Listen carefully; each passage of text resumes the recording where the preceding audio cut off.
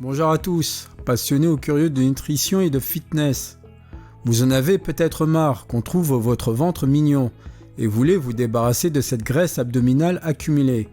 Voyons ensemble 8 astuces pour booster vos efforts. Commençons par quelques définitions.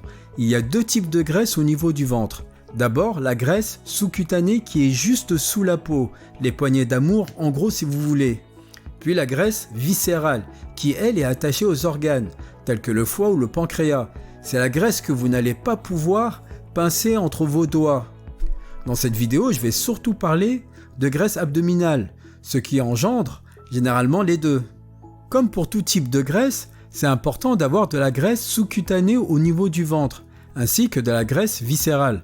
Par contre, en avoir trop peut être problématique, tant pour vos performances physiques que pour votre santé. Comme l'explique Hairston, l'obésité abdominale est associée entre autres à l'hypertension, la résistance à l'insuline, du diabète de type 2 et la maladie du foie gras. Pour vous éviter tout ça et vous aider à perdre la graisse accumulée au niveau du ventre, je démarre tout de suite avec la première astuce. Plus de fibres. Si vous me suivez, vous savez que je parle très souvent de fibres, tant leurs bénéfices sont nombreux. L'étude de Hairston dont je viens de vous parler a suivi 1114 personnes pendant 5 ans pour comprendre l'impact de leur style de vie sur l'accumulation de la graisse abdominale, viscérale et sous-cutanée. Un travail énorme qui va bien nous servir aujourd'hui, notamment parce que les auteurs ont mis en évidence que la consommation de seulement 10 grammes de fibres solubles entraîne une baisse du taux d'accumulation de graisse viscérale de l'ordre de 3,73%. Peu importe les changements de masse corporelle. De plus, la baisse de consommation de fibres, quelle qu'elle soit, est directement liée à l'augmentation de graisse viscérale. À titre de comparaison, les sujets de l'étude ayant réduit les fibres ont vu leur graisse viscérale augmenter de 21% au bout de 5 ans, tandis que ceux qui ont augmenté leur consommation de fibres ont vu leur graisse viscérale réduire de 4%. Les auteurs précisent qu'aucun autre nutriment étudié n'a pu être ainsi associé à des changements dans la quantité de graisse viscérale ou sous-cutanée. L'autre super avantage des fibres, c'est qu'elles sont très rassasiantes. Ainsi, en ayant moins faim, on mange moins, ce qui est évidemment une méthode efficace pour perdre de la graisse. Alors, allons-y à fond sur les légumineuses, le riz complet, le son d'avoine et la banane, entre autres. Moins de sucre. La série de vidéos que j'ai fait à propos du sucre vous avez déjà peut-être effrayé sur le sujet. Car il faut le dire, il n'y a pas grand-chose de bon à en tirer de ce sucre, mais beaucoup de mauvais. Ton Hope et ses collègues, par exemple, ont directement montré à travers leur étude que l'augmentation de la part de fructose ou de glucose dans les calories consommées conduit à une prise de poids de plusieurs kilos en 10 semaines, mais surtout que le fructose entraîne une importante augmentation de la quantité de graisse viscérale, indépendamment du poids gagné. Ainsi, je ne peux que vous conseiller de minimiser le sucre et surtout d'éliminer les boissons industrielles sucrées, même les jus de fruits. Évidemment, je parle ici de jus industriels. Cette recommandation ne s'applique pas aux smoothies faits maison à partir de fruits frais. Ça, vous pouvez y aller. Des protéines, s'il vous plaît. D'après le Nuquet, la quantité de protéines consommées, si elles sont de qualité, est proportionnellement inverse au pourcentage d'accumulation de graisse du ventre.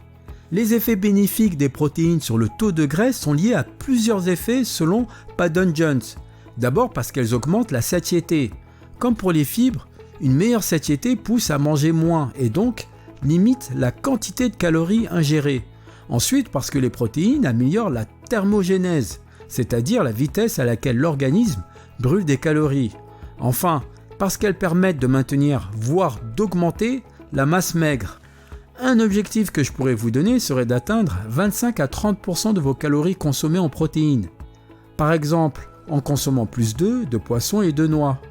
Pour les végétariens et végans d'entre vous, vous pouvez jeter un œil à ma série de vidéos sur le sujet pour savoir comment atteindre ces objectifs.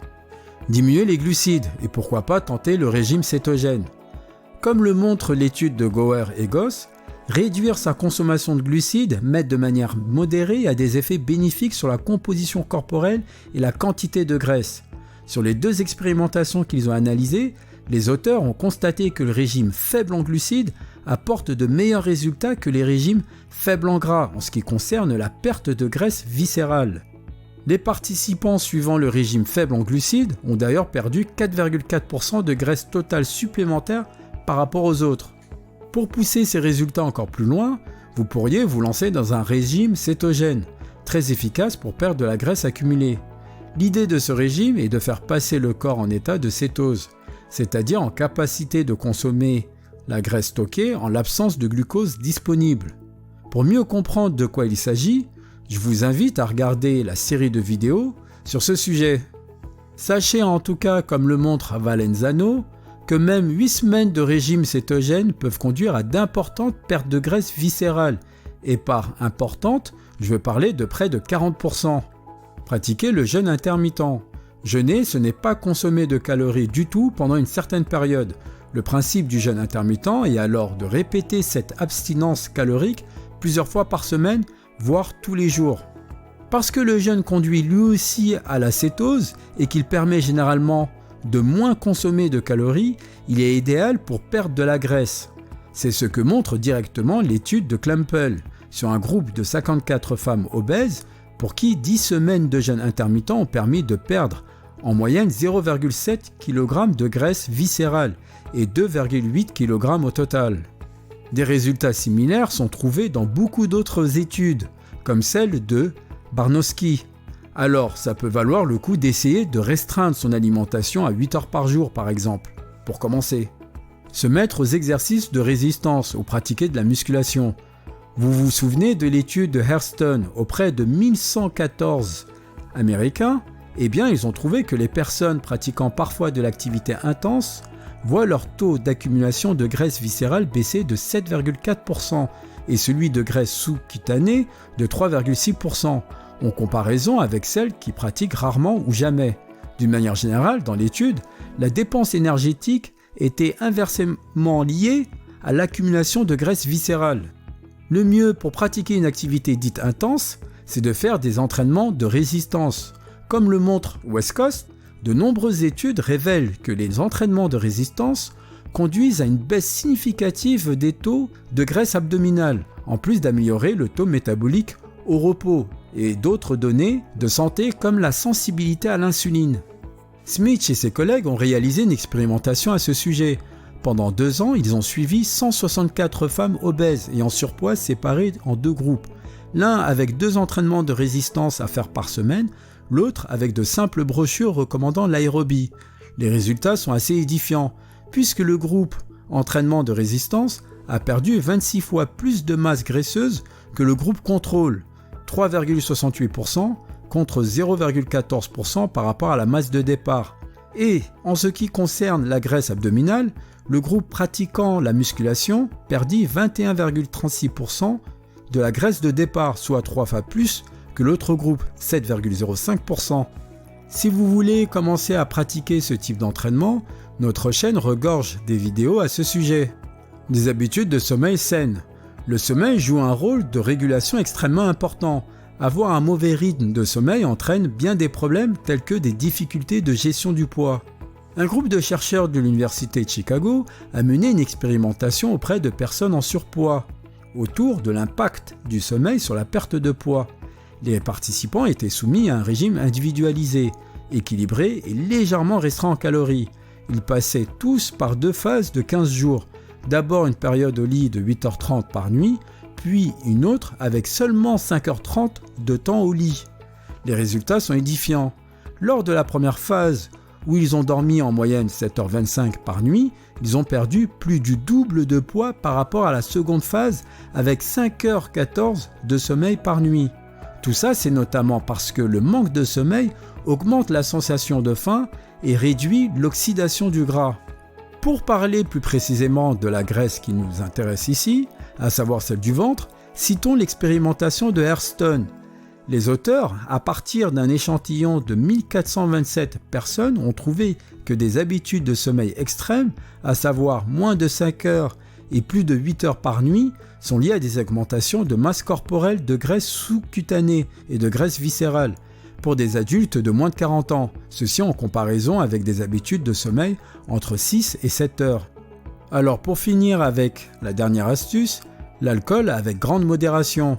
Après le gras, l'éthanol est le macronutriment qui contient la plus grande densité énergétique.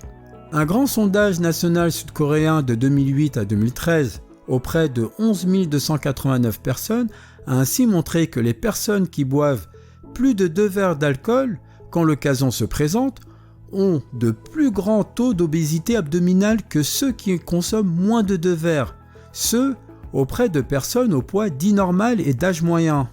Je ne peux donc que vous conseiller pour vous débarrasser des poignées d'amour d'y aller mollo sur l'alcool lors des fêtes entre amis. Vous avez désormais pas mal de clés en main pour venir à bout de ce ventre qui vous complexe et vous inquiète. Comme toujours, il s'agit surtout de faire attention à ce que l'on mange, être suffisamment actif et avoir un mode de vie sain.